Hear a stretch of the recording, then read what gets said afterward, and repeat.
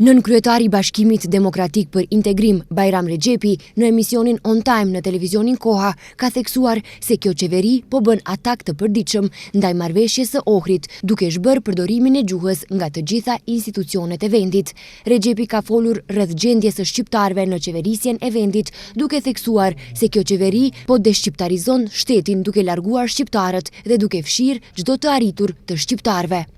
Pasi që është një situatë e paqëndrueshme politike në vend nëse vazhdohet kështu,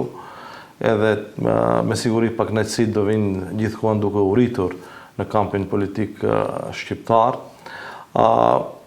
Zoti Taravari e bëri me dije, domethënë se cilat kanë qenë shkaqet e largimit nga qeveria. Tani përflitet se mund disa deputet nga fronti të kalojnë, por nuk besoj se në një situatë të këtill me një qeveri arrogante, nacionaliste, me retorik cinike, nuk besoj se do ketë deputet nga fronti evropian që do kalojnë në ndej, po edhe nëse kalojnë përsëri nuk do e kenë legitimitetin shqiptar që t'i përfaqësojnë shqiptarët në qeveri. Me zotin Taravari ne sigurisht do kemi takime, tani ato kanë një vendim që të shkojnë të vetëm në zgjedhje, edhe nëse do përputhen programet tona, nëse do interesat e përbashkëta do mbisondojnë mbi çështjet personale, besoj se mund të kemi edhe një bashkëpunim.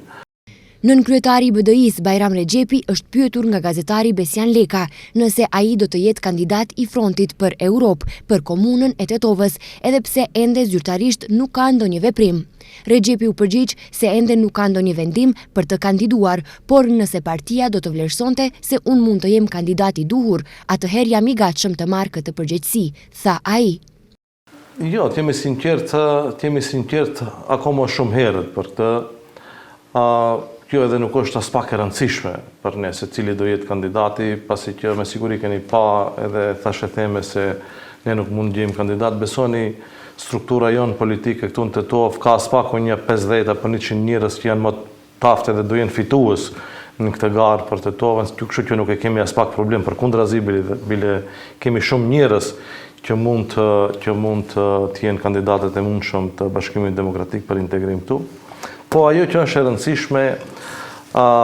ne jemi duke përgatitur një struktur, një ekip të fuqishëm për komunën e Tetovës me